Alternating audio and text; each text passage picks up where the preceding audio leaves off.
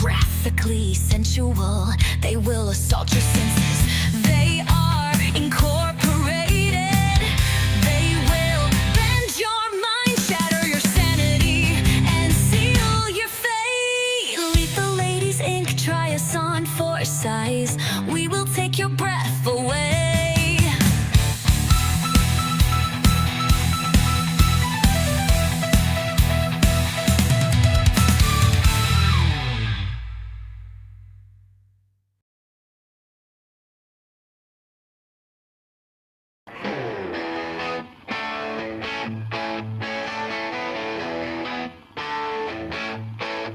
Watching movies, we forget chick and the gang. Funny, strange, hysterical, or just plain bang bad. This weekend just got amazing. It's a watch along weekend. Horror and sci-fi, comedy and more. We got it all this weekend.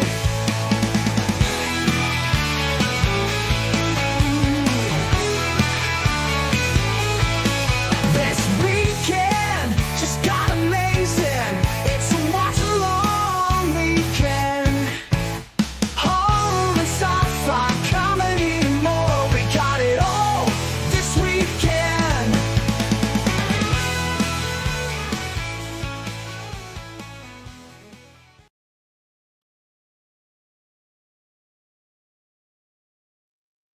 Howdy, gang, and welcome to another watch along weekend.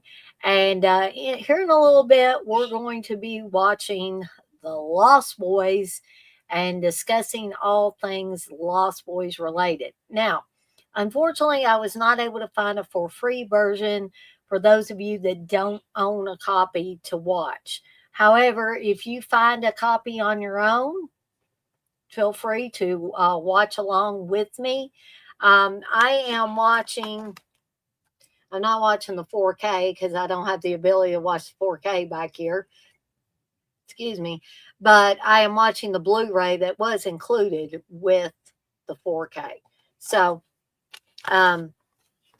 I'm going to get some housekeeping stuff out of the way, and then we're going to get this watch along underway. But I did want to let you guys know that on my Blu ray, I'm 12 seconds in. I'm at the Warner Brothers Pictures logo at the beginning of the movie. So, for those of you that are in here right now, I see a couple of you. If you're planning on watching along, if you have the Blu ray and you want to try to get synced up, or even if you're watching another copy of it and you want to try to get synced up, feel free to do so while I'm getting this housekeeping stuff out of the way. I had a little trouble doing, I planned on doing, a full lineup of Dick's Picks, Cannon Fodder. They're all messed up this past week. And unfortunately, I got caught, burning the midnight oil at work again and did not have time to. That's right, Batman. How's the maggots, Michael? And for those of you, I don't know how this is showing up on, whether you guys are watching it on your TVs at home or you're watching, on your computer. My view, StreamYard's got this new thing. It's in beta stage. Keep that in mind, where you can show the comments on stage, where they'll just automatically show up on the screen without me adding them. And they show up on my screen on the far right. So for those of you watching along, you will see that Batman, when he put his comment, "How's the maggots, Michael?" it popped up. But it looks rather small to me. So if you're watching this on a big screen TV, I don't know if it's bigger or not. But keep in mind, this is just in the beta stages, and I'm just trying it out since StreamYard offers it, and I'm paying out the wazoo for this service through them. I might as well, try out some of these new features. But if y'all notice that it's like really, really tiny, no matter what device you're using, let me know. Or if it's annoying, if y'all don't like that stuff to show up on the screen automatically, please let me know. And if the majority of people it's annoying, then I will, dispense with having that. But in any event, back to why I didn't get to do the programming that I wanted to do this past week. Because I was burning the midnight oil at work 2 or 3 days this week, I didn't get chance to watch the movies that I wanted to do these particular streams on. And I don't feel comfortable, I don't want to be coming on here and talking out of the side of my mouth, talking out of my butt. Uh, and people can tell. People can tell if you're BSing about this stuff, if you really watch the movie or not. And so I don't want to do that. I don't want to come on here and do this. I don't want to do that to you guys because that's not fair. So I had to reschedule a couple of the streams. Um, Batman, you say you still can't choose between the Lost Boys and Fright Night. I like both of them, but there's something about Lost Boys that may, for me anyway, edge it a little bit past Fright Night. But I still love Fright Night. I like it a lot. Um, so um, so hopefully I'll be able to, kind of play catch up a little bit and have those rescheduled ones where I can, actually watch the movies and be able to do those. Um, there will be another watch along coming up tomorrow evening, starting at 7 p.m. Eastern Time for Meatballs, starring Bill Murray. So I've been trying to alternate, like on the Saturdays, I'll do a horror movie. Sundays, I'll do a comedy or whatever. So I thought I would just mix it up here a little bit for the watch alongs. Now, there won't be any watch alongs next weekend. However, there will be another Evil Dead Chick Slasher Fest, and it's going to be on my birthday, June the 6th, starting at 7 p.m. Eastern Time. And we will be watching The Burning and Bloody Birthday. And Bloody Birthday is in honor of my birthday. So we'll not only be having an Evil Dead Chick Slasher Fest, but we'll be celebrating my 49th birthday. Yes, folks, I've been on this earth for 49 years now, and I'm beginning to feel it. Boy, am I beginning to feel it. And look forward to all of that coming up. I have a new movie munchies up, if you haven't caught that, for the Slaughtered Lamb Pub Cheese. Of course, the Slaughtered Lamb was the little tavern, pub, whatever you want to call it, that David and Jack go to at the beginning or near the beginning of An American Werewolf in London to get warm and to hopefully have, a beer and some food. And they don't really get that, but they get a little weirdness and they don't stay around in this tavern very long. So if you haven't checked that out, feel free to check that one out. The pub cheese turned out very, very good in my opinion.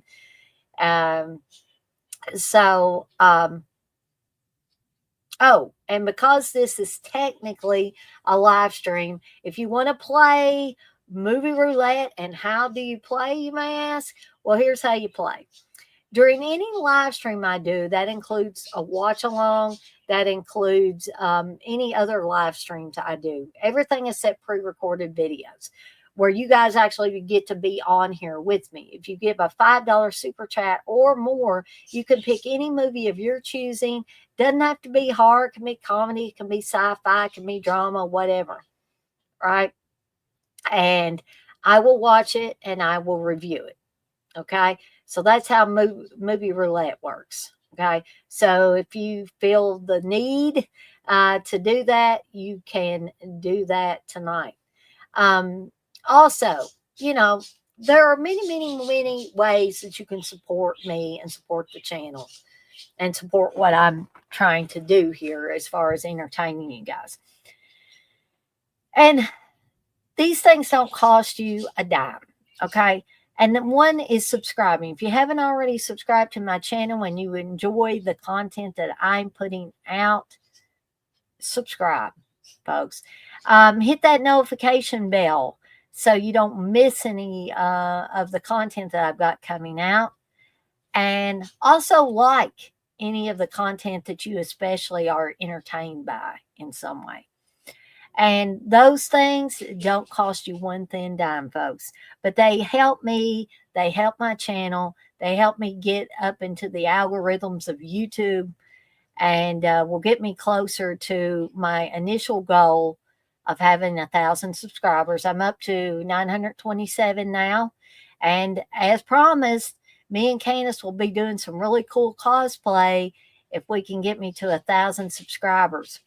I will be doing Cheryl from The Evil Dead, and Candace will be doing Mrs. Roper from Three's Company. Okay.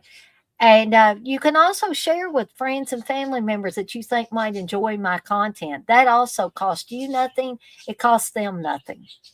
And heck, it might give me another subscriber or two in the mix. Okay. So just wanted to remind everybody of that. And I guess that is all as far as housekeeping stuff. So again, I'm going to give everybody, that will be watching along tonight about a minute or two to get queued up on your respective copies. Again, I am 12 seconds in on the Warner Brothers. I'm not watching the 4K, but the Warner Brothers Blu-ray version of The Lost Boys. I'm at the Warner Brothers Pictures logo. And like I said, I'm going to give everybody a minute or two that's going to be watching along to get this queued up, and then we'll get this party started. And sorry, gang, I'm eating some soup here because I was a little bit hungry and wanted to make sure I got a little bit of food in me before we get this watch along started, right?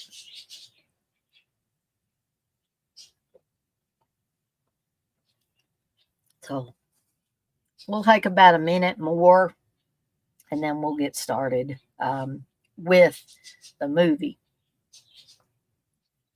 Love this movie. There's Poe, and Poe will, periodically be making appearances on some of my streams. So, especially watch alongs, because as Poe said, he loves this movie. And Poe loves most movies. I haven't had him say that he didn't like a movie yet. So he's not a picky imp. So and he's also a friendly imp. And he is the official mascot of the Deadites on Deck horror shop at deaditesondeck.com. So, do I know how long the movie is, The Poet? Let me check for you here. Sorry, gang. I'm getting older and I have to pull up my glasses to see stuff up close. So, The Poet, it is 97 minutes long. So, it's just shy of an hour and 40 minutes. Okay. So an hour and 37 minutes. So not too long, about medium length. Not what I would call excessively long, right? All right. So we're going to go ahead and get started. We've got 5 people in here. And if people join us later and need to know a timestamp, I'll be glad to give that to them. All right. So here we go. We're going to do the countdown. We're going to go ahead and get started. So here we go. 3, 2, 1. Press play. And we are off and running. And if you have your sound on in your own home, which unfortunately I can't have my sound on here, or YouTube will get me, You will hear the Cry Little Sister song playing.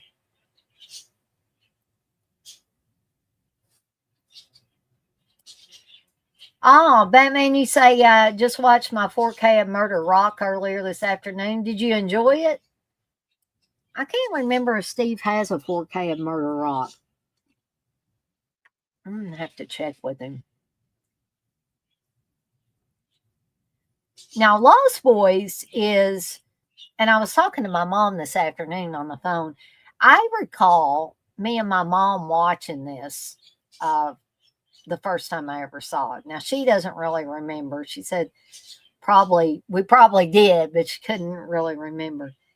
Batman, you say, yes, it was weird. And we just saw Kiefer Sutherland there. I'm a huge, huge fan of Kiefer Sutherland. Where he's playing bad or good characters. I've seen him play both.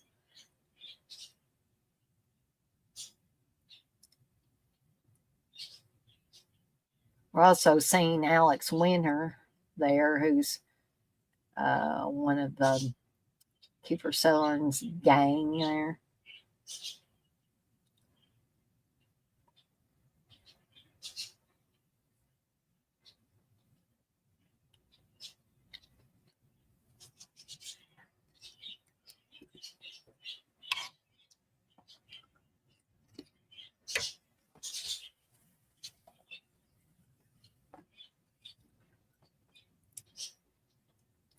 This looks really good on 4K, but I mean, it looks very good on Blu-ray as well.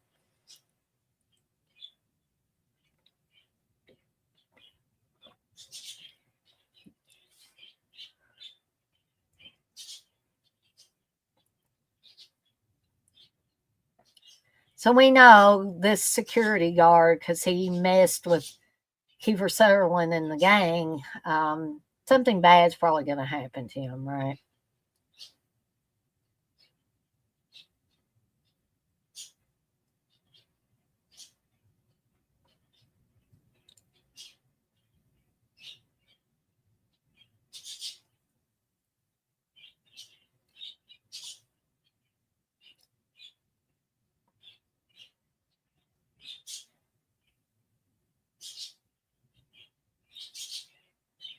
Yep. It's almost like he got sucked up by a tornado. Batman, you said this is a hot take, but I like the sequels in this franchise. Well, I can't say that I actually watched them. I guess because I just, didn't think I'd be interested. But, for those of you that have seen the last two Evil Dead Chick Eats Crow videos and streams that I did, you'll know that twice now, recently, I have thought I wouldn't like something and wouldn't be interested in it, and I watched it and I really enjoyed it. So, it's possible, Batman, if I ever get around to watching them, that I might like them. So we're seeing Diane Weiss there as the mother to Corey Haim and Jason Patrick's character there.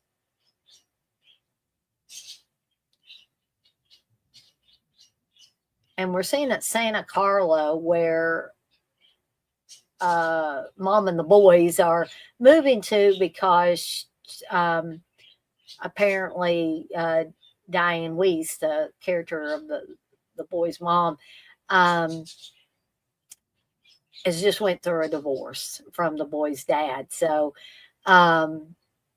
they're picking up and moving to Santa Carla where her dad is.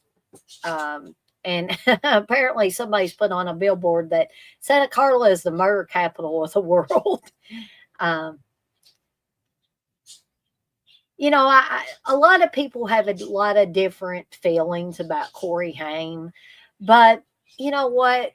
Corey Haim, for me, I grew up watching Corey Haim and Corey Feldman, and both of the Coreys are in this movie. And I know people have strong feelings about Corey Feldman as well.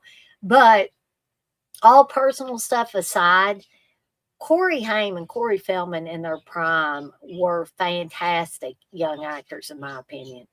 Um, and just fantastic in this movie, as they were in many movies, either movies that they were in together or separate. I think Corey Feldman is fantastic in Stand By Me, as well as, River Phoenix and Jerry O'Connell and Will Wheaton, and all those guys.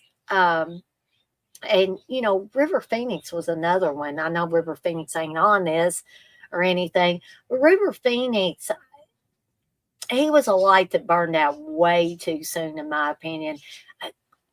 Can you imagine what he would have done? What kind of work he would have done had he not died at such a young age? And, I'm sad that the stuff that Corey Haim, that happened to Corey Haim, and, what Hollywood did to him, and basically turned him into a shell of a man. And apparently it's, messed up Corey Feldman as well. And that's a great shame, because these guys were fine young actors. They were just fantastic. And, some people might be saying, well, Dana, because you grew up with them. Well, yeah, I'm sure there's a little bit of that nostalgia in there. There's young actors that I like now, and actresses too.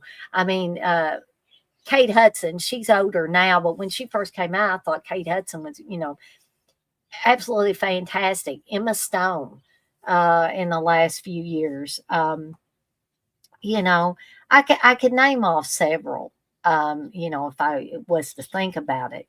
But back in the 80s, when I was, video rental days and stuff like that, when I was watching a lot of this stuff, these were the guys I was seeing, repeatedly and stuff.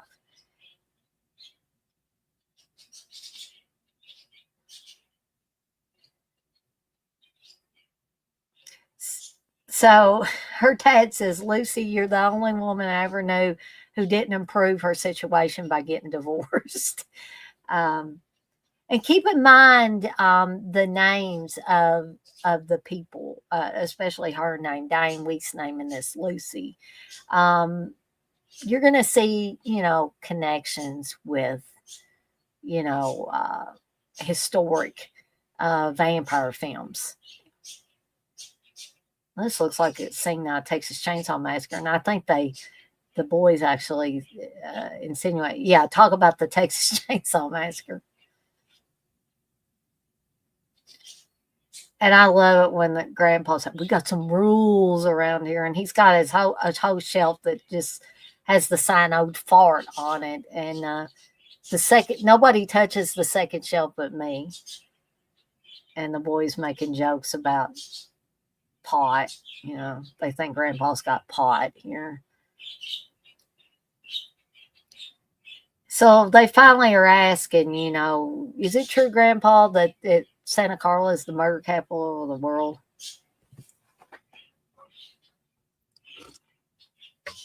He said if all the corpses buried around here were to stand up all at once, we'd have one hell of a population problem.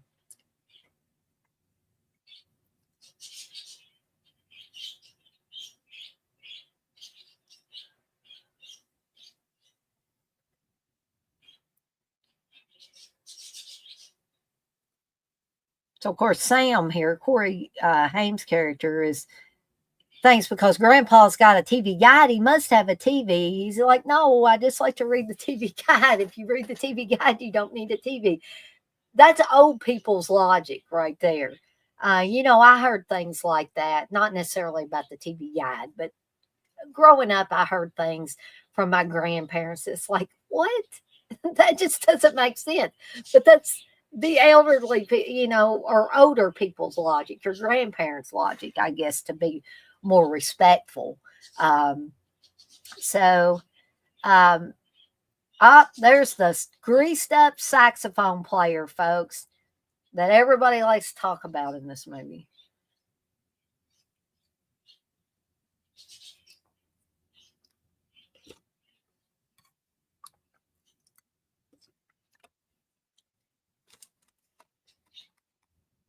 again, folks. Sorry to be eating on here, but you gotta eat sometime, right?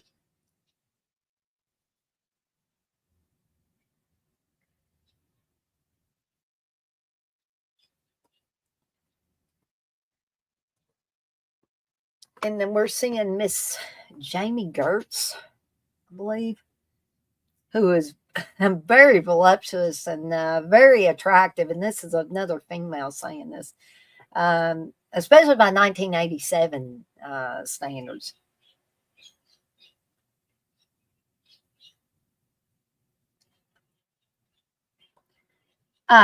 Batman, you say in the comics, the saxophone player is another vampire hunter, which that's cool. I think that's a cool twist. Hey, TJ. TJ, you say, hey, Dana, he was Tina Turner's sax and keyboard player in the 80s and 90s. That's cool. I did not realize that, TJ. Again, TJ is like the statistics and trivia man.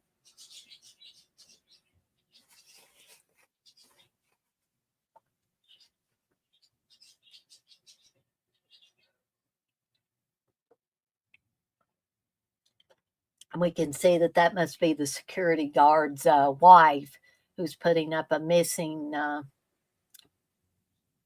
little poster up for her husband. And there's Edward Herman there who runs this little video store. And like I said, video store heyday, you know. And there's Thorn, the dog.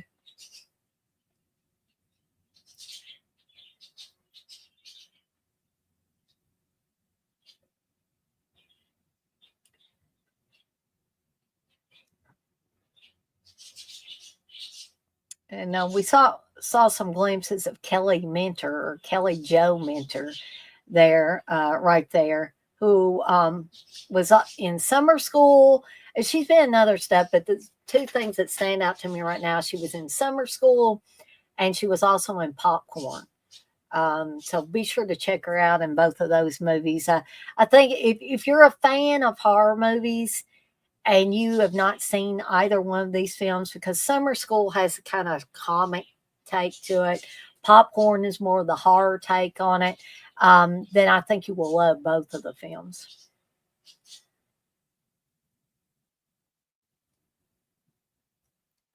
Batman, you say he was in a music video of Gunship's Dark All Day, and it makes various references to Lost Boys and other vampire movies. That's cool.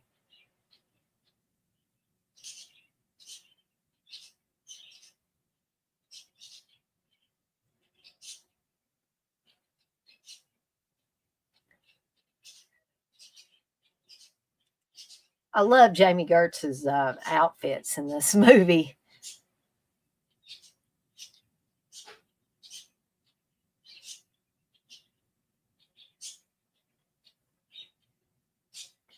TJ, you said Kelly Jo Minter had more scenes, but they were edited out of Lost Boys, which is a shame because I love Kelly Jo Minter. And Jamie Gertz is worth like $8 billion. I probably won't see her at any cons. LOL. Probably not. I didn't know what her worth was. And we just saw the scene, and there's Corey Feldman, by the way. We just saw the scene where Sam is following behind his brother Michael, and he's like, "Where are we going, Michael? You're chasing that girl, aren't you?" And, you know, the typical younger brother bugging the snot out of his older brother. And there was Jason Newlander. There was Corey Feldman as the Frog Brothers. And they're going to become very instrumental as this movie goes along and helping the boys, helping Sam in particular fight the vampires of Santa Carla.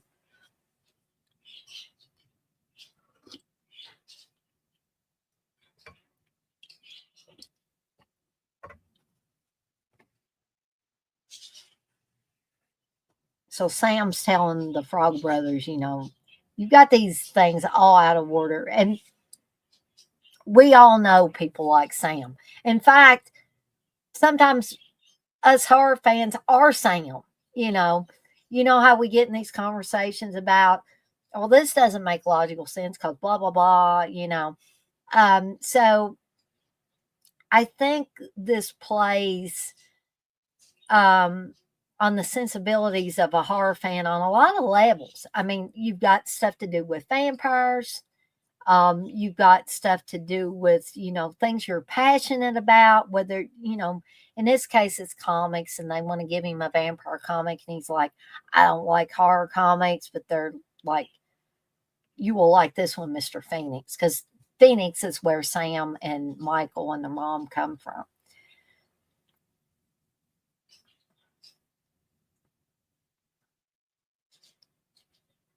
And not only are these guys we're going to find out are vampires, spoiler, but hopefully you guys knew that these guys were going to be vampires. But they're vampires that ride motorcycles, and there's something sexy and dangerous and all of that about, this is a more updated, and by 1987 standards, it was a modern take on the vampire legends and all that. No more was, Dracula mesmerizing women with his eyes and stuff like that. You got, by 1987 standards, you got these cool ass hip vampires that live in caves and have Jim Morrison on the wall of these caves. And, it's just, it updated things for 1987. And I think it did them beautifully. It did them almost seamlessly. And we saw another couple of people get taken out by the vampires. Okay, so Sam thinks he's going to actually get to go to town with his grandpa in this classic car here. So his grandpa starts it up. Says it's got to let it warm up a little bit. And then he says, okay, let's go to town, and shuts off the car and gets out. And he says, are we having fun or what? And Sam's like, I thought we are going to town. He says, that's as close to town as I like to get.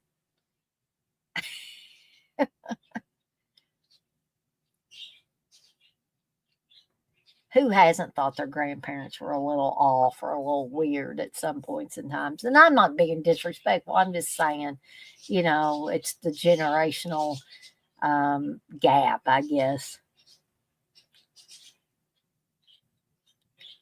When we all get to be grandparent age, which technically I am, because I graduate with people that have grandkids now. It just blows my mind. But, when we all get to that age, there's going to be a generational gap between us and young kids. We're not going to understand them. They're not going to understand us. It's been going on for ages. Truth, justice, and the American way.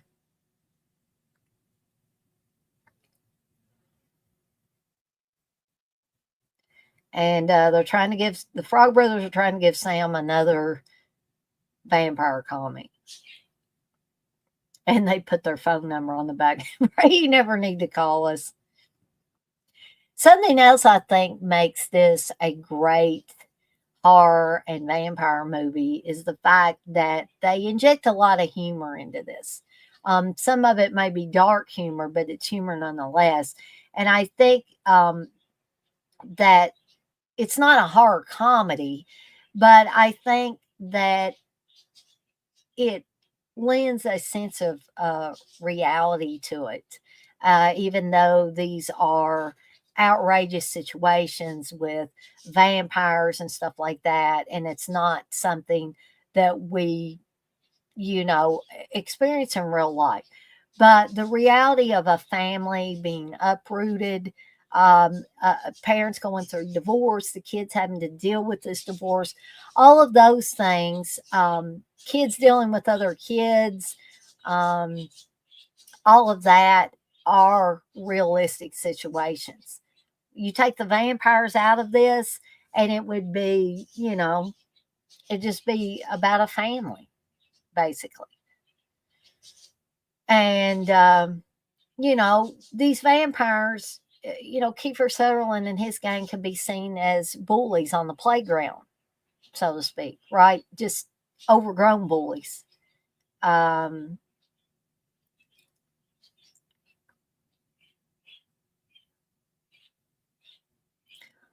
I love Jamie Gertz's hair on here.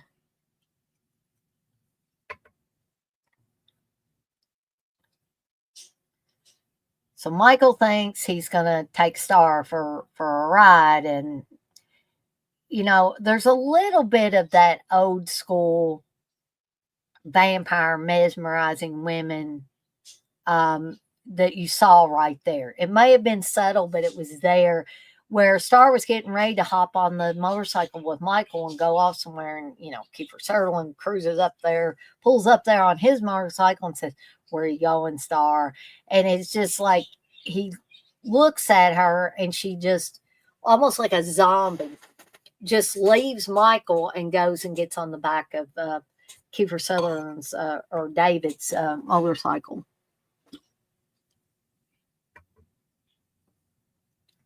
This has a fantastic soundtrack too, by the way. Which, if you are able to listen to the soundtrack in the comfort of your own home while you're watching this, you will see that it has a fantastic 80s, late 80s soundtrack.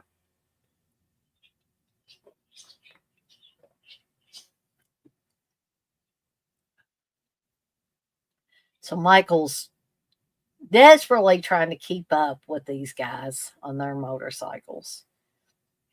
And he has not yet realized who or what these guys are yet.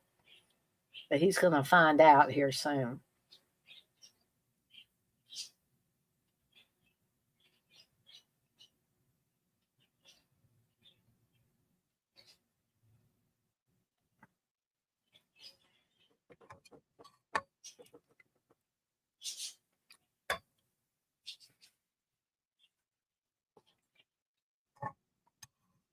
This movie, something else about this movie is it's very atmospheric. Look at the fog here.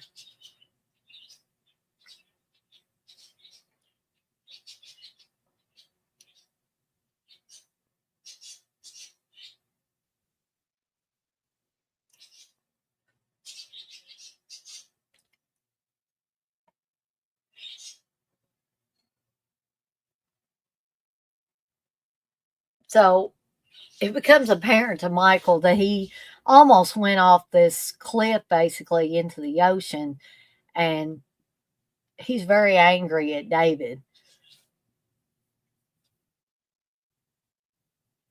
And basically, he just wants to fight him. He does the whole thing. Just you. Come on, just you.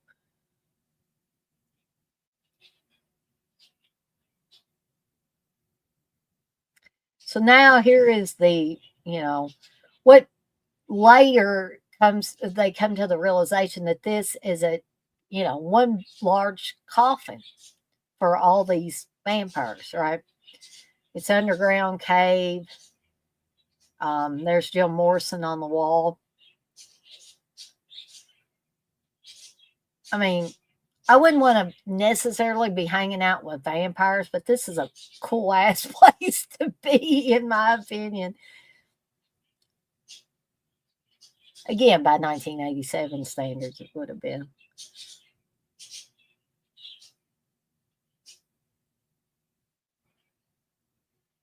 I think they said something about hippies used to live there back in the 60s.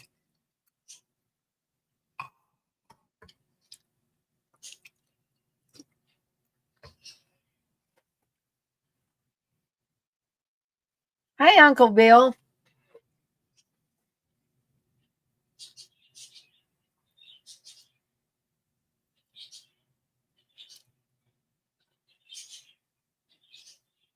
Batman, you say it's awesome that Schumacher went from this to an awesome and terrible Batman movies. Yeah. Yeah, when you think about it.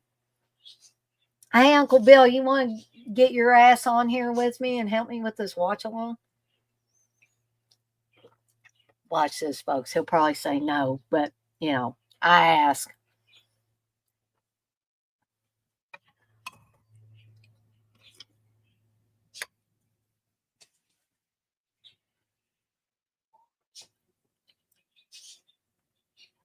I think it's funny too that his grandpa keeps bringing him these animals that he stuffed.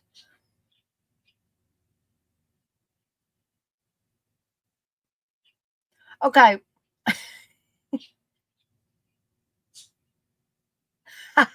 You better be careful talking about Savannah like that, Uncle Bill. You say I would, but I'm out in town right now waiting on Savannah's ass to get out of the store. You know, you guys always have to wait on us women, don't you? I'm sure Savannah's got a very legitimate reason for being in the store, Uncle Bill. Be nice. Okay, what I want to know here, we were just seeing Sam's room.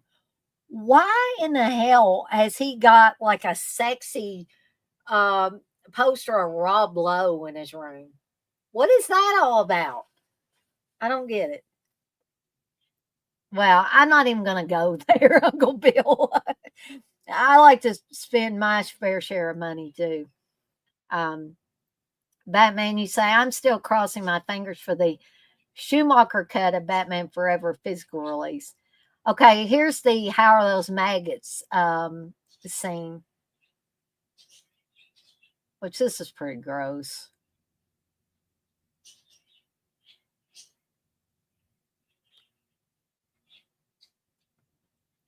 Living Dead weekend? You talking about up north?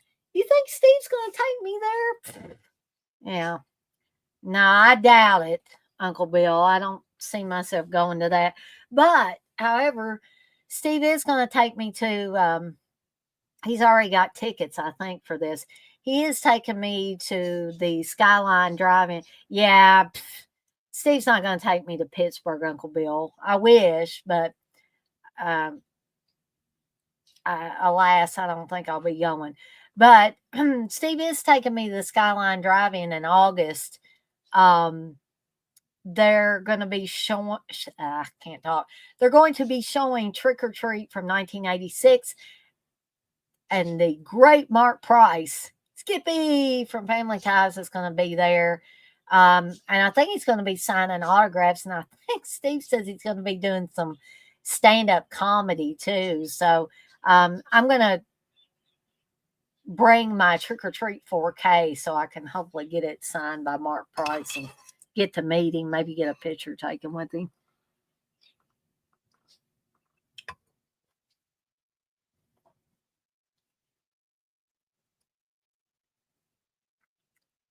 I take it, Uncle Bill, that you're going to be going to Living Dead weekend.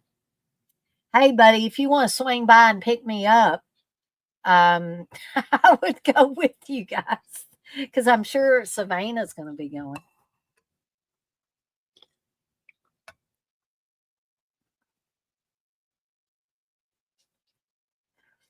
Yeah, um, I was going to go to because Steve says he's never going to another Scarefest again.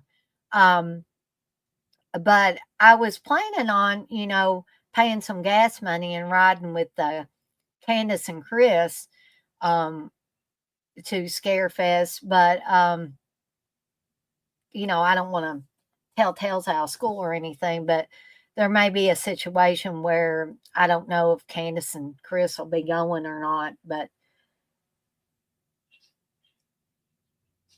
pretty packed now. Yeah. Well, see, here's the thing. And like Chris said, it's not really the Scarefest promoters' fault that this happens or did happen. But last year when we went, with me being diabetic, when I get hungry, I gotta eat, and relatively have to eat, close to when I've taken my insulin shot. Okay. They have screwed things up. Not the promoters, not the Scarefest promoters, but the venue people have screwed that up.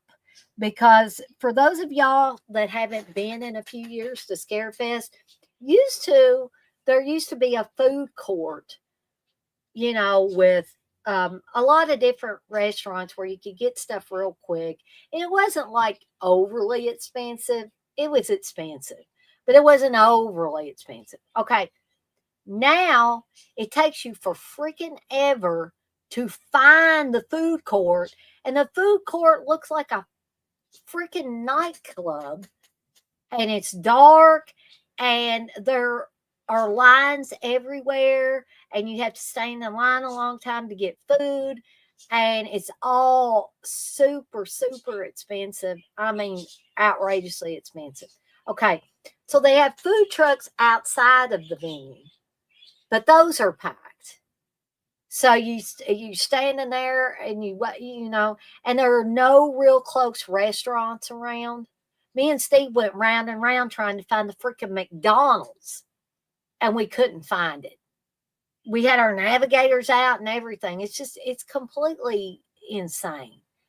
So I blame, I don't blame the Scarefest promoters. I blame the people running the venue. And also, you didn't used to have to pay 20 something dollars to park in the freaking parking lot over across from the venue. Now you do. I guess to pay for all these supposed renovations they've made to the venue. But anyway, I'll get off my soapbox now. But Steve was really pissed off in any event, and I wasn't too happy either. But anyway, so getting back to the movie here after I ranted and raved. Michael apparently drank David's blood. And they're hanging on to the train trestle, whatever you want to call it.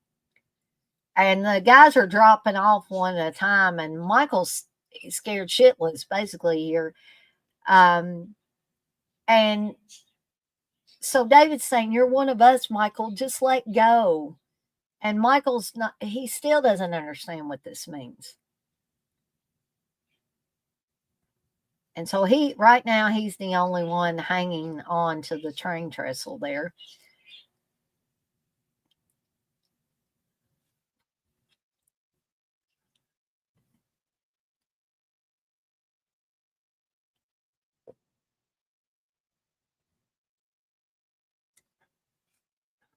I love this fog. Like I said, this movie is not only fantastically directed and acted and all that, and the music is fantastic, but the atmosphere is great. So Michael is finally fallen,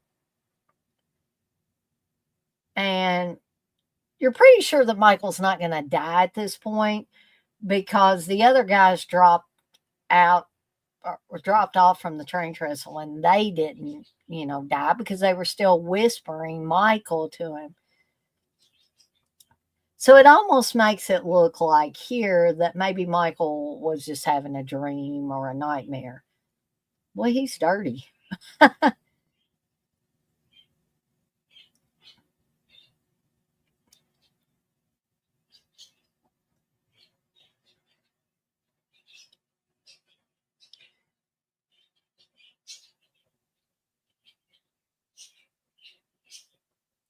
So Sam has brought the phone in, and he's telling Michael, he's like, "Hey, Mike, Mom's on the phone." And he said, "I need my sunglasses." And so then he flipped Sam off because Sam made a joke about Michael freebasing. So their mom, Lucy, is working at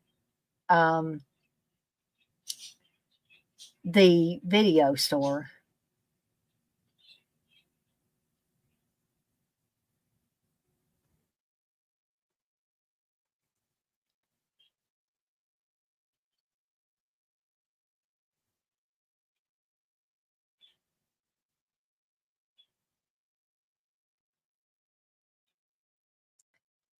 So Max, who is technically Lucy's boss, but becomes the romantic interest for her, has asked her out on a date. So she's asking Michael to, stay with Sam.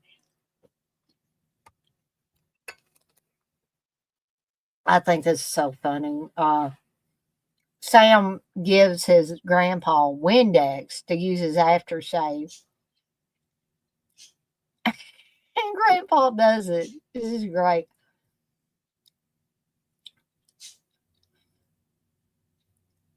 So Michael has got an attitude now, and his grandpa's going to see the widow Johnson, and he's bringing her one of his stuffed animals. And Michael says, "Who'd you stuff, Mr. Johnson?" Apparently he stuffed a dog. I don't know if this is the widow Johnson's dog that has passed away. And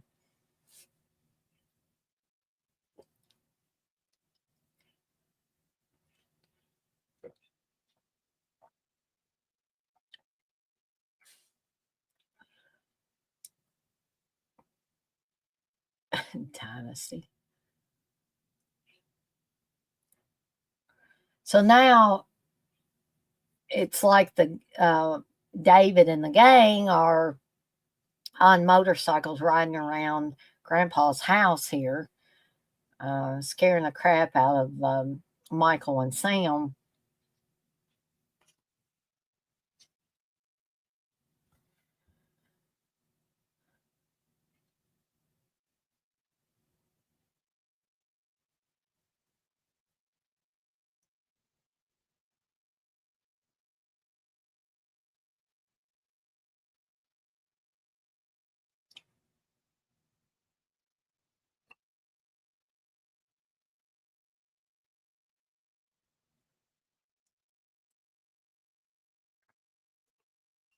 So, gang, I like to usually give an update at certain points during the movie. So, again, I'm sorry to be eating on here. I'm trying to finish the soup up, but we got about an hour left of the film.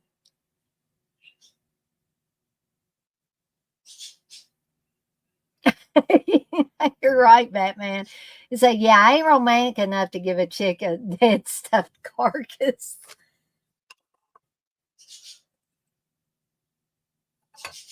So we're seeing now that Michael's having some problems because he just tried to take a drink of milk. And I have no idea what this song is that Sam is grooving along to while he's in the bathtub. But we saw that Michael was trying to take a drink of milk and he couldn't do it. And he ended up on the floor. And now he's feeling a strange urge to attack Sam and apparently drink his blood. But, he's not going to get that far. But he's headed up the steps, and it's kind of like the Hitchcock thing. We're seeing Michael come up the steps. We're seeing Sam in the bathtub singing. We're seeing Nanook, his dog, beside him on the floor. Lost Boys or Return of the Living Dead. As much as I love Return of the Living Dead, Uncle Bill, it'd have to be Lost Boys. I just am so in love with this movie. And if Steve was here, he'd say, well, why don't you marry it then? So we just saw Nanook take a lunge at Michael while Sam was underneath the water in the bathtub.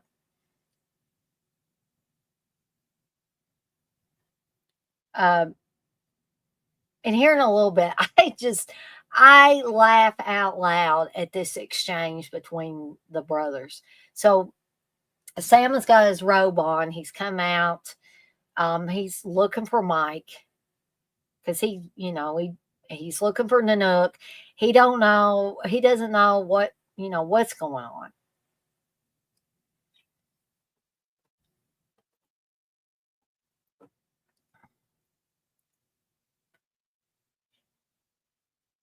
So Michael's got a bloody hand. He's like, Mike, what happened? And Mike says, Nanook. He said, what did you do to my dog, you asshole? And he said, nothing. I didn't do anything. He bit me. And then Michael wants to know, or Sam wants to know what Mike did to him. And he said, he was trying to protect me. Now they notice you can't see Mike's reflection in the mirror.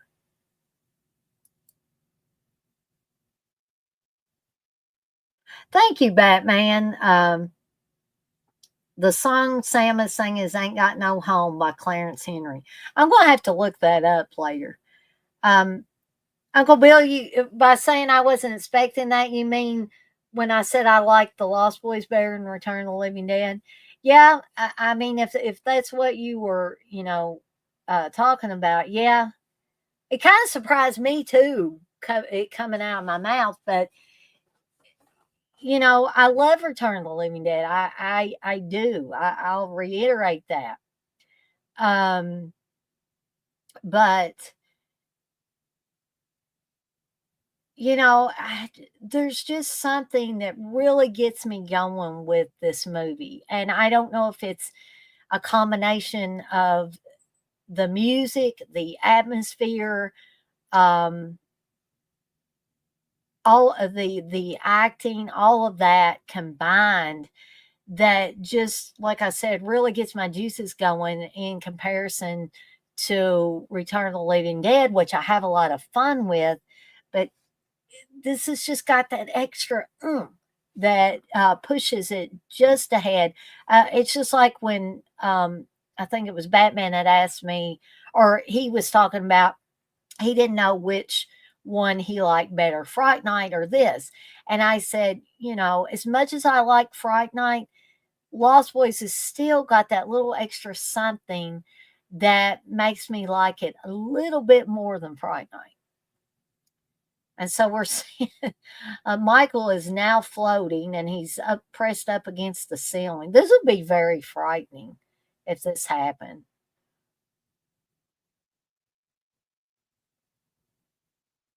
And I'm wondering, because I can't remember ever hearing them say, I wondered if they used one of those rotating rooms for this.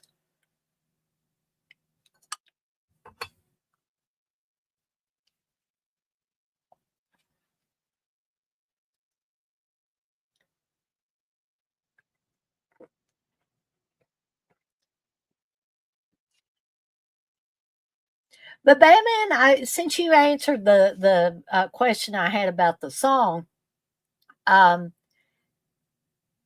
I'm in the dark about that one.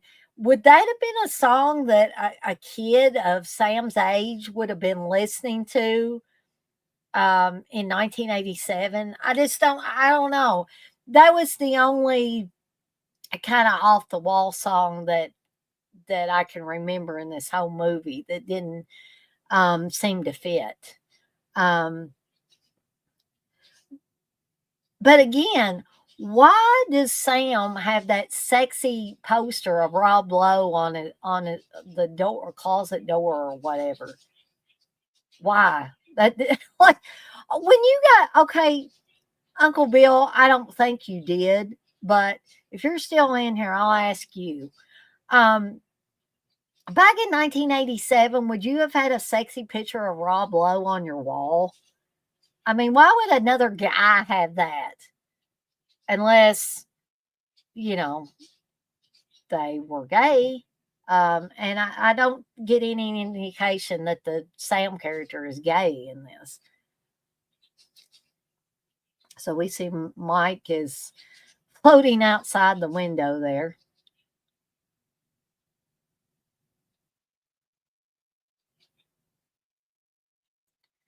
And he's okay. So this is part of vampire lore here, too. Even though Mike is scared and he's begging his brother, let him back in. But anybody that remembers vampire lore remembers that vampires can't enter a house unless they are invited, right? So in movies like Salem's Lot, when one of the brothers lets the other brother in, of course, he, attacks him and sucks his blood and turns him into another vampire. Yeah, there's also a reform school girl poster on the wall as well. Batman, you are correct.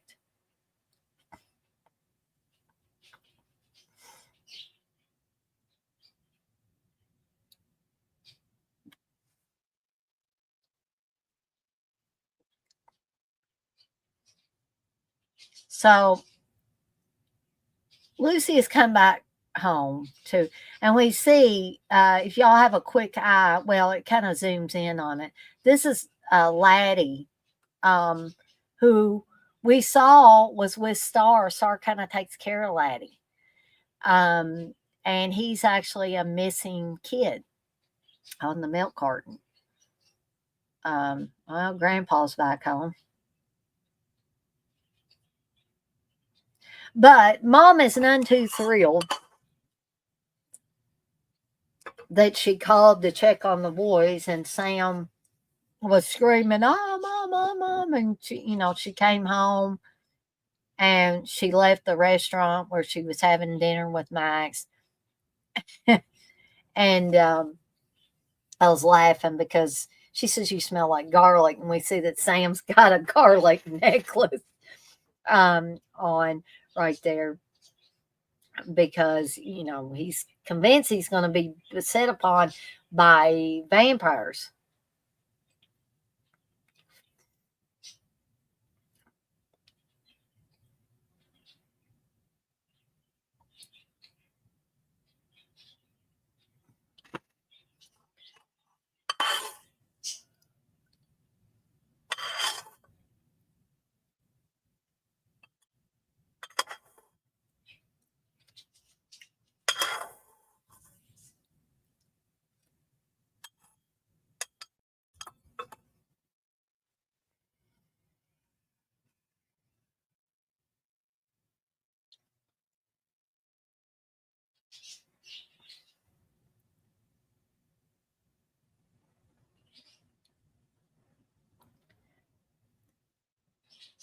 So, gang, I always hate to do this, but while a lot of big action's not happening in the film, I'm going to take a bathroom break, and I will be right back, folks.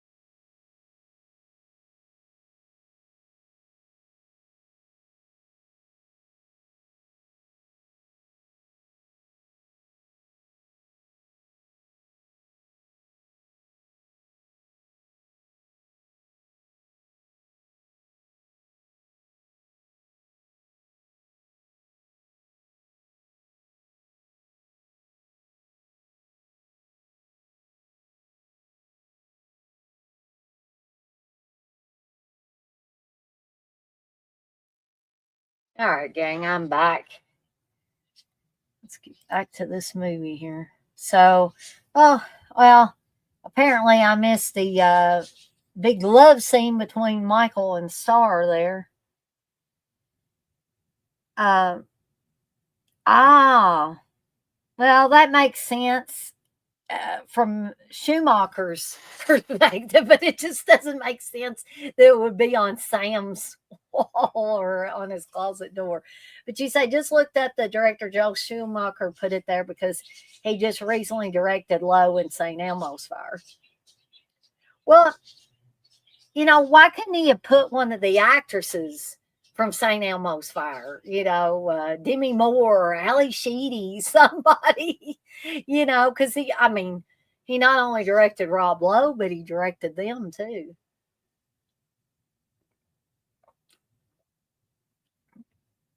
So Lucy's very concerned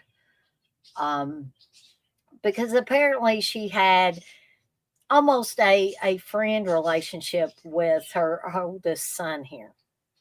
And she's saying, we don't talk anymore, Michael. What's going on with you? I need to know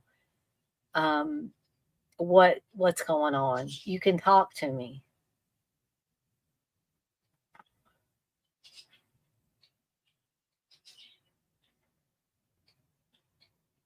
So Grandpa's got his sunglasses on and he looks at Michael. He says, "Yeah, it looks like I wasn't the only one that got lucky last night." And Sam, he's not saying a word.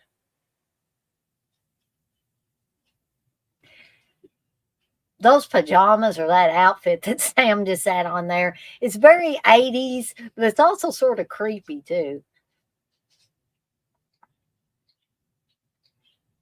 So Lucy is bringing some wine to Max as an apology for last night. And she said, you should be making this apology, Sam.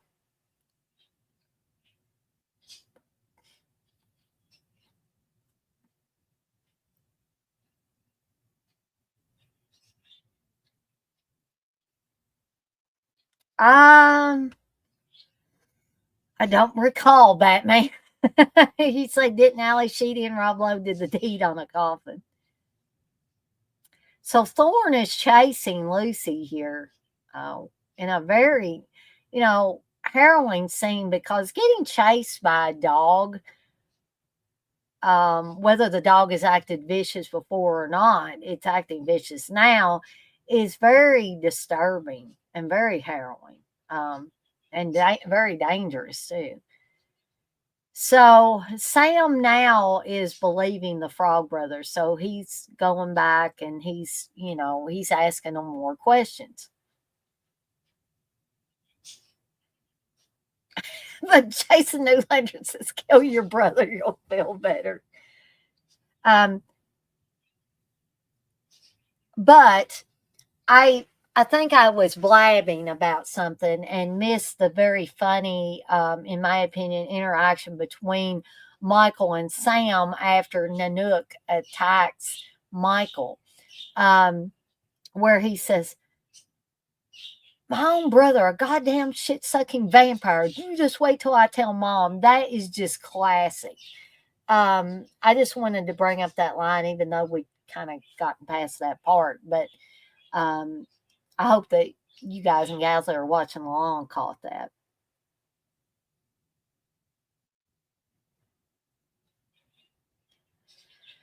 So Sam is suspicious that Max is the head vampire.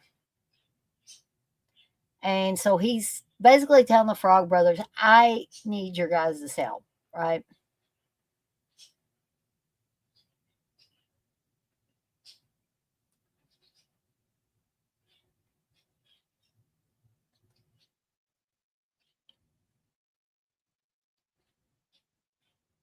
It was Allie and Andrew McCarthy.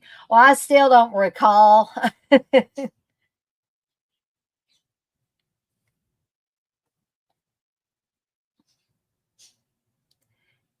And if you mean within the movie, I really don't recall. It's been so long since I seen St. Elmo's Fire.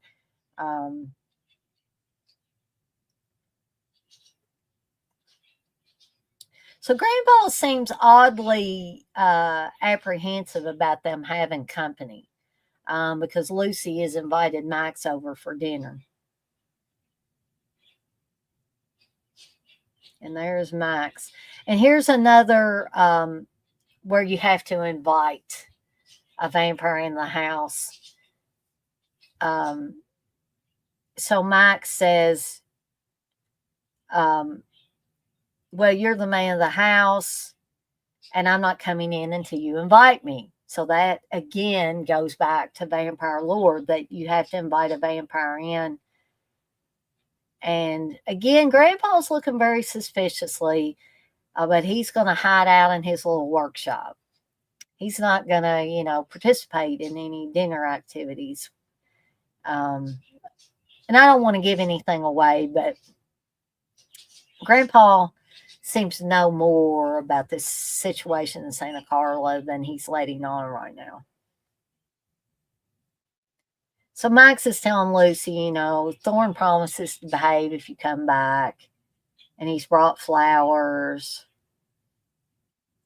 And then Sam says, these are my dinner guests, Edgar and Alan, the Frog Brothers. And Lucy's like, I didn't know that we were having extra guests. And she says, no, there's plenty for everybody, when Sam says, we'll just go eat some peanut butter or whatever.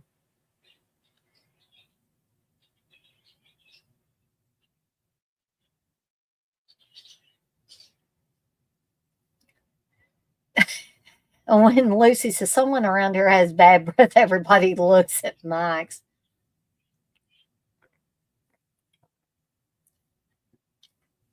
But she's referring to Nanook.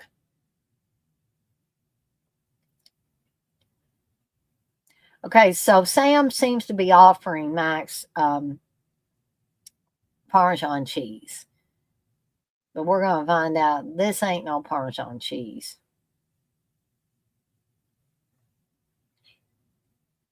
And Max starts coughing.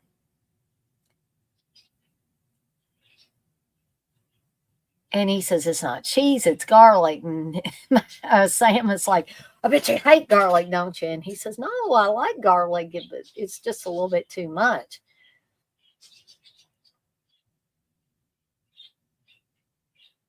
So then they pour cold water on Max's crotch. And they think it's going to burn. And he says, burn, it's freezing. So now they turn out the lights, blow out the candles. And Sam says he's not glowing, And then they put a mirror up to him. And of course, Max's reflection shows up in the mirror. So all of their tests seem to be failing. So Max goes into this thing about, I'm not trying to replace your father, Sam.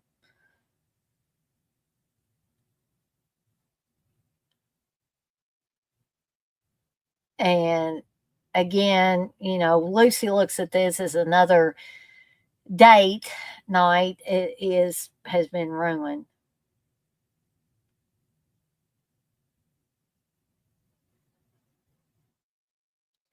So Mike starts going into, these kids these days need discipline.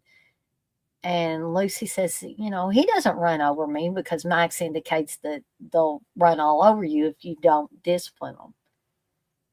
And so Max says, we'll try it again for a third time, and you can come to my house and I'll do the cooking.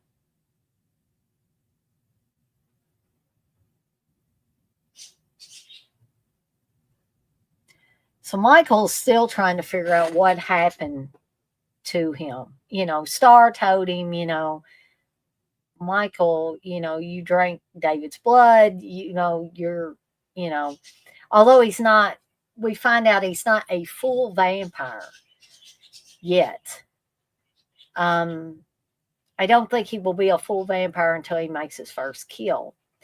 And Star's first kill, because Star's not a full vampire either, and it's getting harder and harder for her to resist. And she tells Michael this. But Michael was supposed to be her first. Not her first sexual experience, but her first, kill. So this scene here coming up was always very disturbing to me. There was something very, very disturbing about this song, or not this song, but this scene rather. So Michael and the gang are watching these people having a party around a bonfire.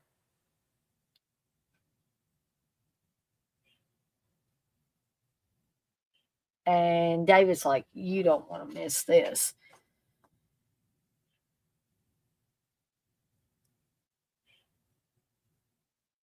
And we can see that Michael's hungry too.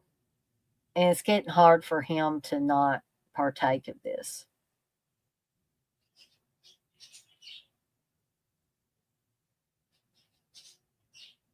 And we truly see that Kiefer Sutherland makes one hell of a vampire, folks. And the other guys don't look too bad in their vampire makeup either. And their contacts and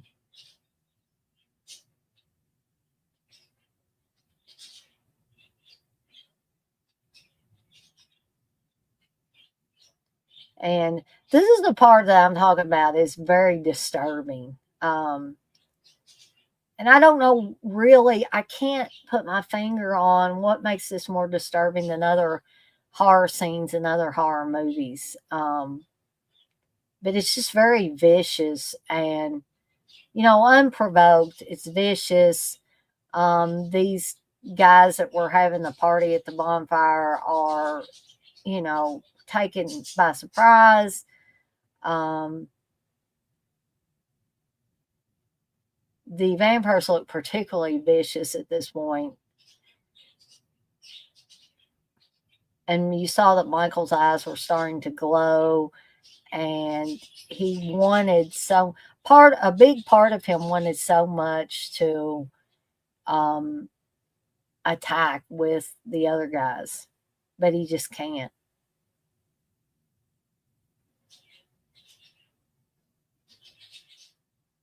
And David says, so you now know what we are, and you know what you are. You'll never die, Michael. You'll never get old, but you have to feed.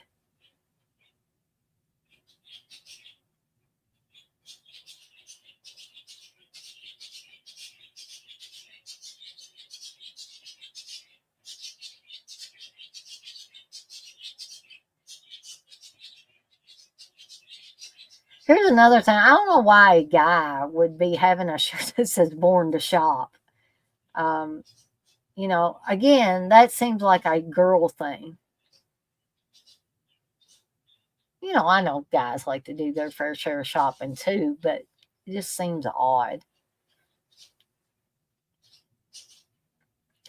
So Michael shows back up. He says, I know who I am now. And Sam's like, please don't kill me, Mike. But Sam's like, just work with me and we can fix this. And so Star shows up.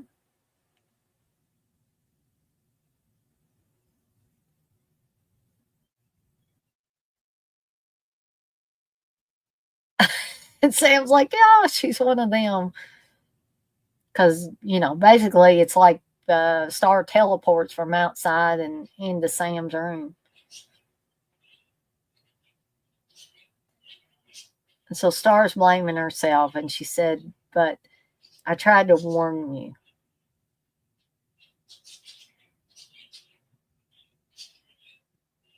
Sam's like, he's hiding under the cover. He's like, you drank someone's blood, are you crazy? So Star is telling him, you're like Laddie and me. This is where she tells him, you were supposed to be my first. That was what David wanted, but she couldn't do it.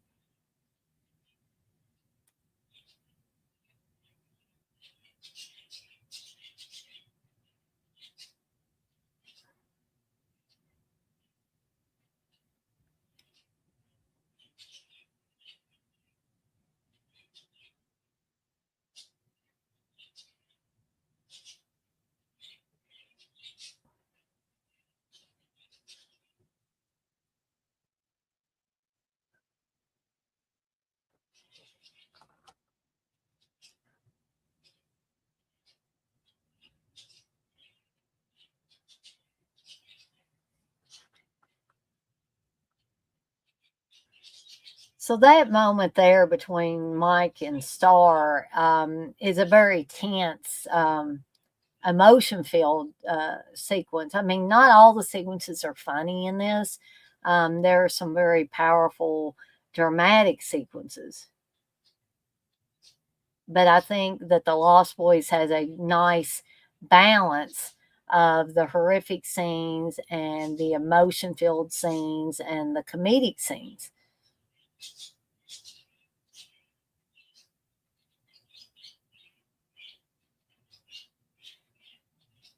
So we may think that Grandpa's just making fence posts here. And they're borrowing Grandpa's car.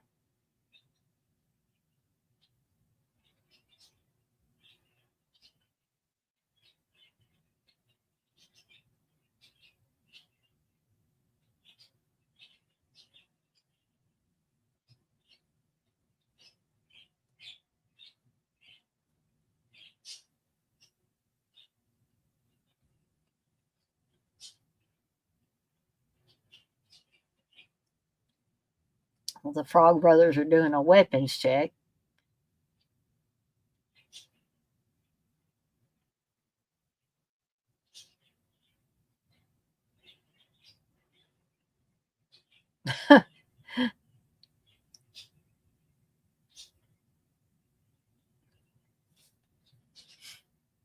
So Michael was telling Sam, excuse me, that he doesn't want him going down in that cave. And he said, these guys are brutal killers, Sam. And he said, so are the Frog Brothers. And then the Frog Brothers say, if you, just so you know, if you vamp out in any way, I will stake you and I won't think twice about it. And so they're going to stake Star, and Michael, who clearly still is in love with Star, says, don't you touch her. So they're going to look for the rest of the gang.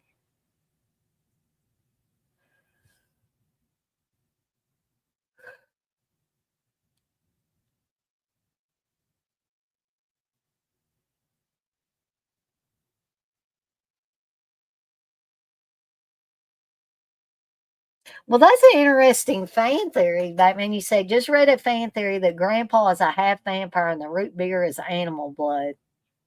Well, I mean, I guess if he's stuffing dead animals, he might be able to get animal blood from them.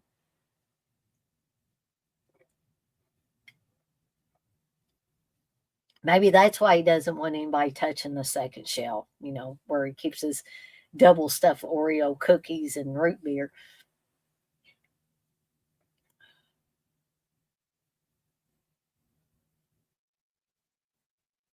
I'm sure people have all kinds of theories about this movie or about things in the movie.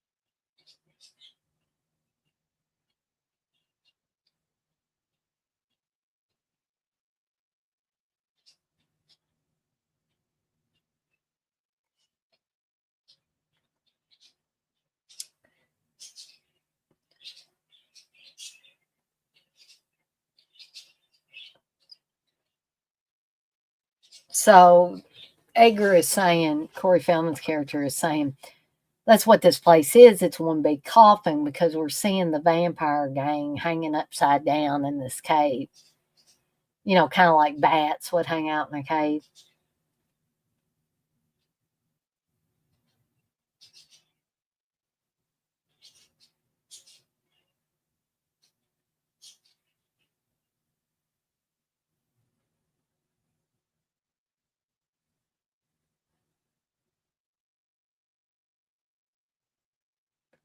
So they just staked one of them, Alex Winter's character there. There's blood and, as Joe Bob would say, slime glopola going all over the place.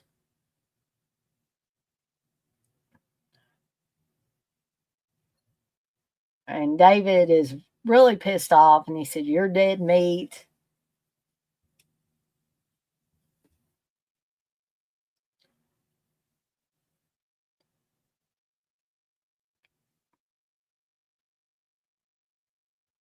I didn't know that either, Batman. You said, "Wow, Corey Haim was considered as Robin for both Forever and Batman and Robin." That's interesting, though.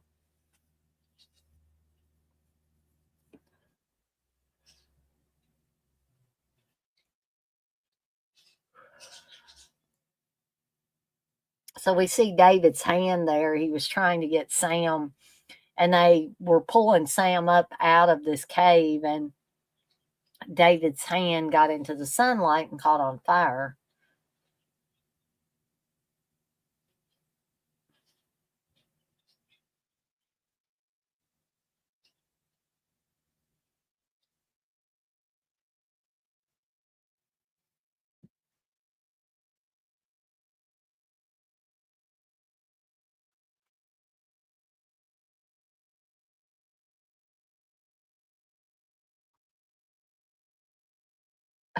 And so the Frog Brothers say, "We don't drive with or ride with vampires." And Sam's like, "Fine, stay here." And so they finally get in the car.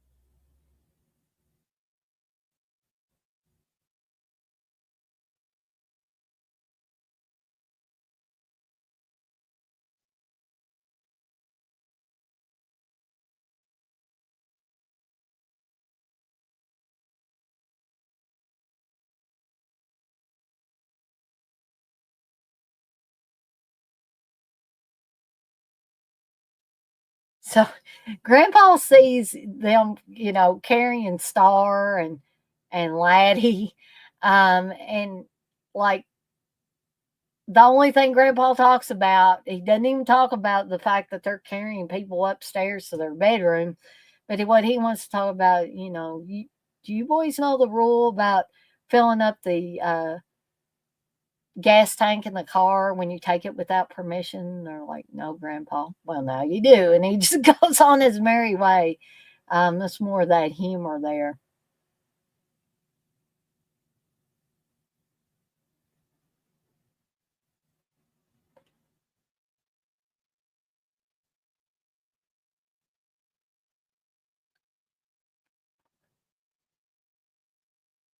So Lucy is she's completely fed up with both of her sons at this point.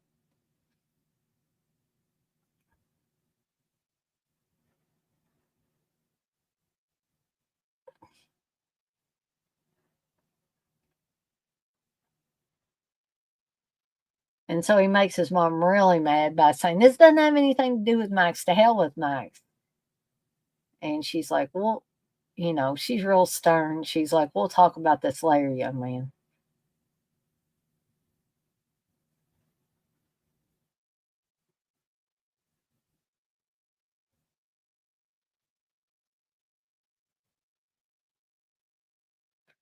So they go into the church here, and there's a little bit of that humor coming out too. They're doing a baptism in the church, and the boys are in here getting like holy water in their canteens.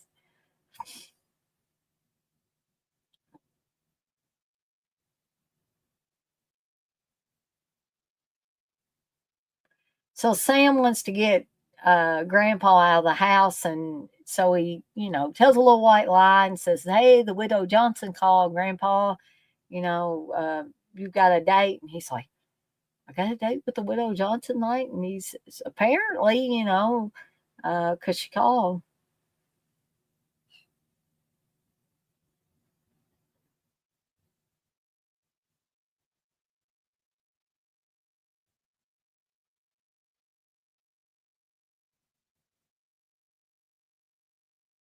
It's a lot of garlic there, folks. putting a bunch of holy water in the bathtub. And then they're adding garlic for good measure. And they're also putting this concoction in water guns.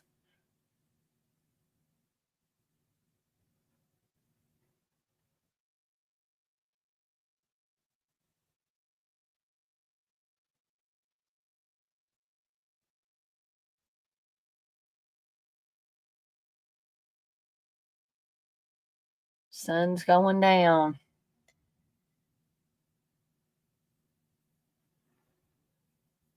So we got about 21 minutes left. So we're at the last quarter of the film. And like I said, this movie's not a really long movie. And because it is so good, it moves fairly quickly. So it's getting dark. So we know that the vampires are going to want to come out to play, basically. And they're also going to want to get revenge on Sam and Michael and even Star and Laddie, because they killed one of their friends.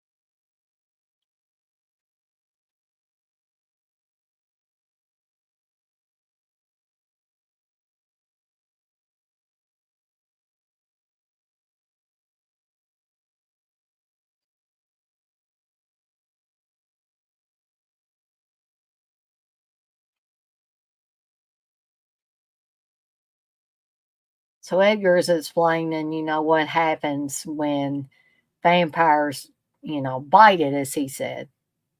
He says some explode, some implode, but all will try to take you with them.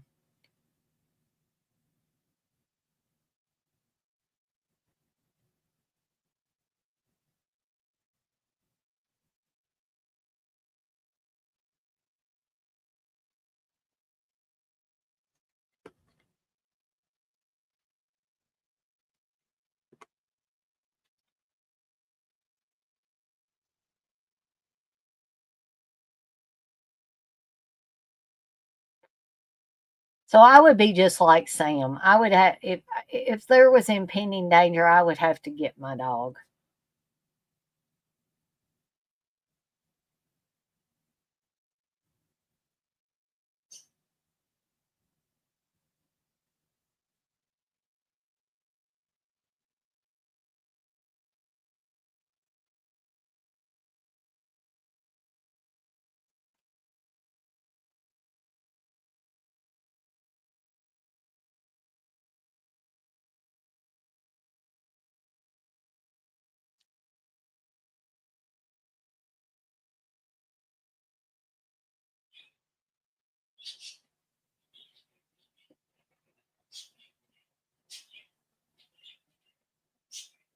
One of them just came right out of the fireplace there.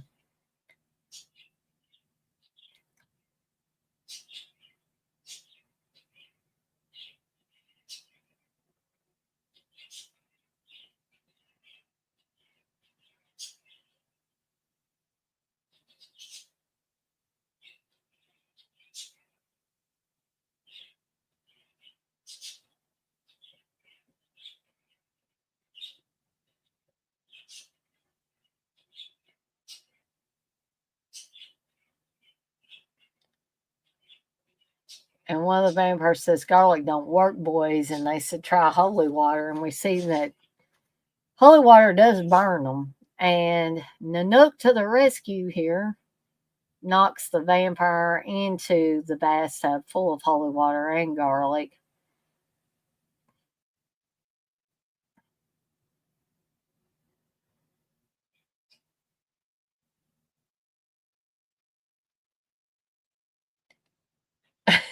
I think that dog really was startled by this guy with full on makeup on coming up out of the bathtub.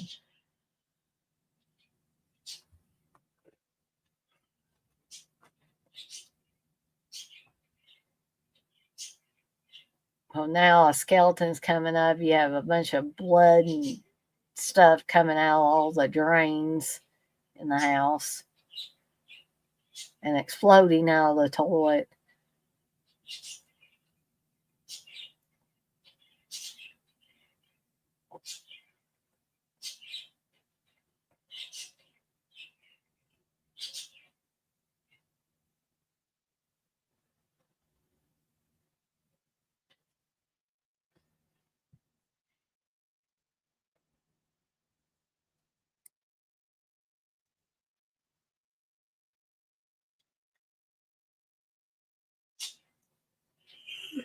Excuse me, guys.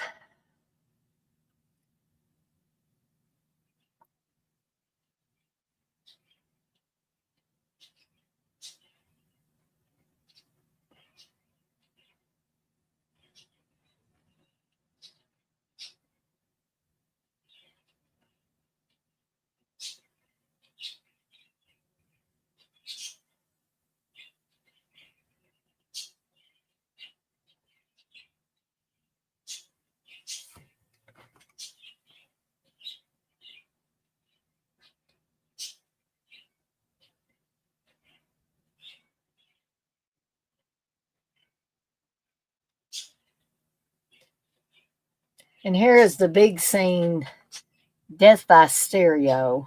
Um,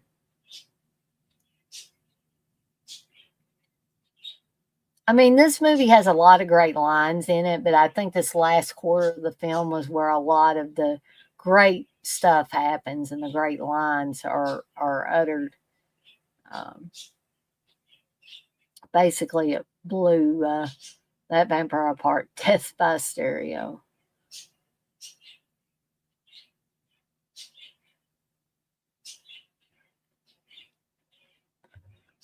Grandpa's going to have one hell of a mess when he comes home.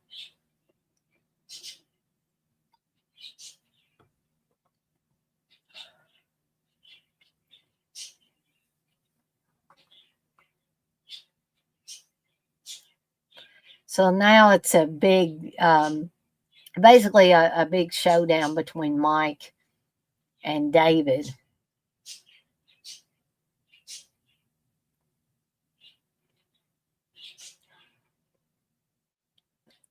I like that. We trashed the one that looked like Twisted Sister. But we see that Laddie is going to vamp out, as they said earlier. And there he comes up out of the bed. That's a great image, too. It sort of reminds me of the kid in Phenomena, the Dario Argento movie at the end.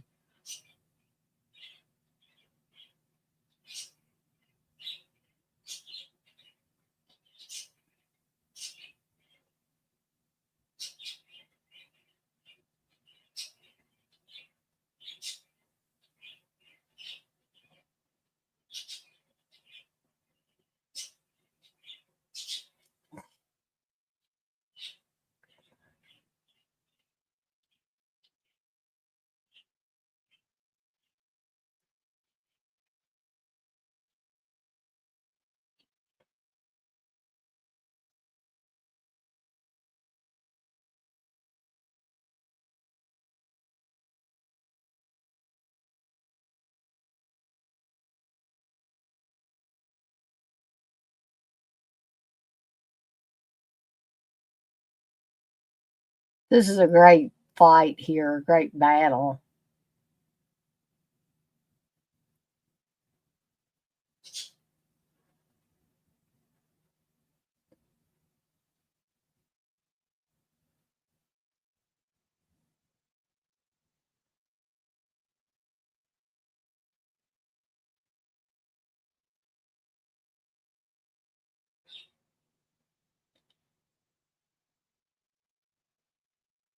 So David once again wants Michael to join them. He says, "Too late, my blood's in your veins." And this is where Michael utters the line, "So is mine." And he's able to get the strength to destroy David.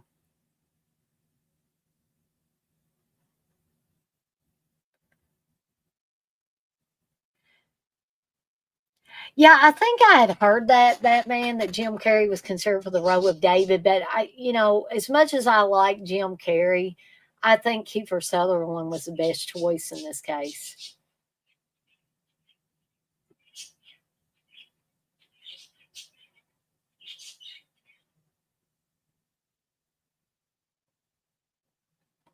So Michael has speared David on some animal antlers, and we have the classic song playing in the background.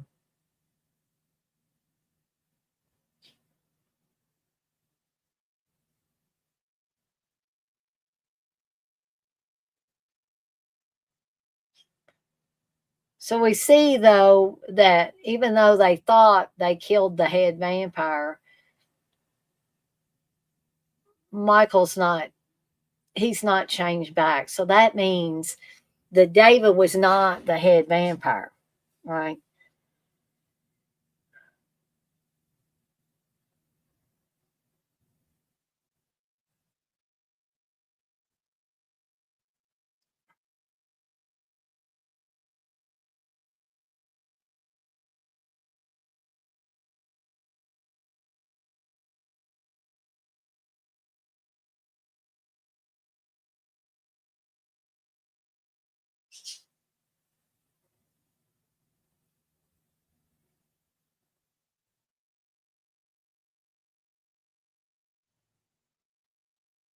So we see that that's the traditional way that Kiefer Sutherland looks now in the dead state. He looks like the more innocent Kiefer Sutherland, which I've seen him play characters where he is very innocent. For instance, the film 1969, which is a great film if you're at all interested in that late 60s era. So we're seeing Max is acting very strangely here. And Sam says, "I knew that you were the head vampire." And Star says, "You're the secret that David was protecting." And they said, "Well, you passed the test." He said, "Don't ever invite a vampire into your house, you silly boy. It makes you powerless." And Lucy's like, "Has everybody went crazy here?" And Mike says, "It was you I wanted all along, Lucy." And he knew that if he got Sam and Michael into the family, she'd have no choice. And basically they'd have the perfect little family.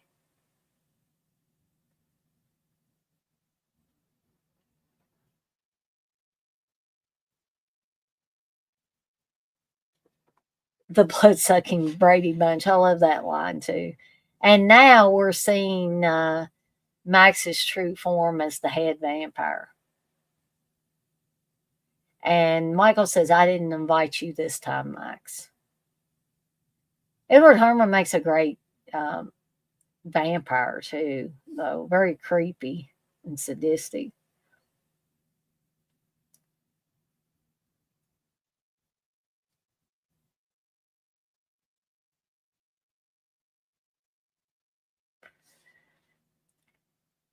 So it seems right now that Max has the upper hand and that Lucy's going to have no choice but to join him.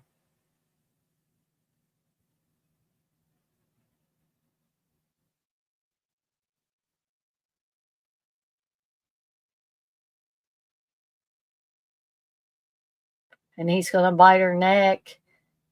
And who should come through the door in his vehicle? Let's see who this is. And spears Max with one of those very sharp fence post. It's Grandpa. So remember when Grandpa was acting very suspicious of Max earlier in the film? So just don't discount your grandparents, folks. Because even though they may seem weird, they know more and they see more than you think they do.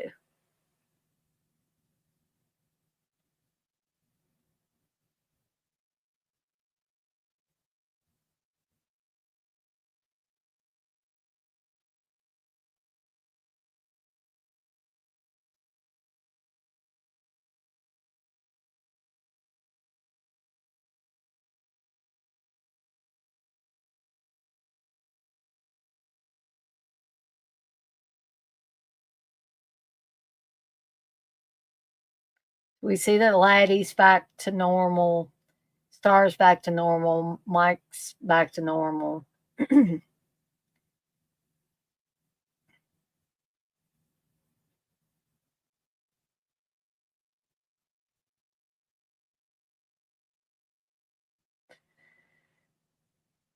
the Frog Brothers are saying, how much you think we should charge them for this? And Lucy is concerned about her dad, who's just turned around and, is going to the refrigerator. He's getting himself a root beer. And she's like, Dad, are you all right? And Grandpa's going to utter another classic line. One thing about living in Santa Carla, I never could stomach. All the damn vampires. So apparently Grandpa has been a vampire hunter from way back. And now we get the fade out. People are strange. And indeed they are. And we're seeing all the wonderful people, including Bernard Hughes, who played Grandpa, that were in this great film. And so I hope for those of you that were watching along tonight, that you got some enjoyment out of this watch along. Thank you, Batman and TJ, as always, for the trivia. I always appreciate that. And also, I'm going to stay with you guys and gals until the credits finish rolling. But I want to thank Batman and Uncle Bill and the poet for being in here with, and TJ for being in here with me tonight. I just wanted to make sure I didn't miss anybody. Batman, you say, in the original script, the ending showed some surviving Lost Boys in the sunken hotel and a painting of Max from like the 1930s, which would have been interesting. I mean, I like the way it ended, but sometimes, seeing these other, or knowing about these other possible endings is interesting as well. Bye, Uncle Bill. Again, thank you for stopping by. I appreciate it. I appreciate everyone's support of not only these watch alongs, but my channel overall, and support of me. I appreciate all of that. And again, I'm going to stay with you guys and gals until we get to the end credits. But I do hope that y'all have enjoyed this. If this was your first time watching it, I sincerely hope you enjoyed it. And I hope that nothing got spoiled for you, because I try not to give things away till we get to that point. That way, if somebody hasn't seen the movie, then it will not be spoiled for them. But we are in about a couple of minutes coming up on the end of the credits. But if anybody has any questions or comments or anything in these last couple of minutes that you want to bring up, or suggestions or anything like that. I mean, I'd say suggestions for a watch along, which you can give me a suggestion to put in the watch along choices, because I'm mainly trying to allow you guys and gals to be able to pick the movies for the watch alongs. I give you 3 choices for each of the 2 nights and then allow y'all to just take it and run with it. Thank you, Batman. Batman says, feed into the like button. Yes, that is one of those ways that you can support the channel and me, and it doesn't cost you a dime, folks. And here's one of my favorite songs, Don't Let the Sun Go Down on Me, which I like the Elton John version, but I like, the other version, the George Michael version, as well. There is still, apparently, still Molly Ringwald from the Breakfast Club as well in the film.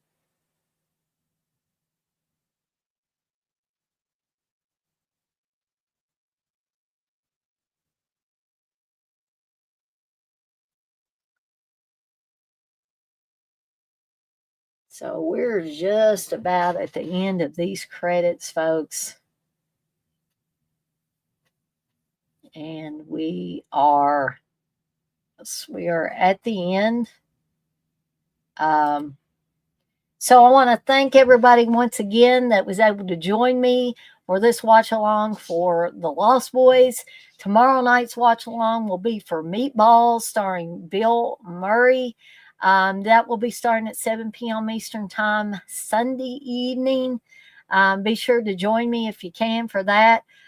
For those of you that didn't get to join me or didn't get to stay fully for the entire watch along, and you watch this on the replay, I want to thank you as well. Appreciate everyone's support. And as always, I'm off like a dirty shirt. This shirt ain't dirty, but I'm off like one. I want to remind everybody, as I always do before I get off of here for the night, to be kind to one another and blaze that trail. Have a fantastic rest of your Saturday night, folks. And I'll see everybody next time.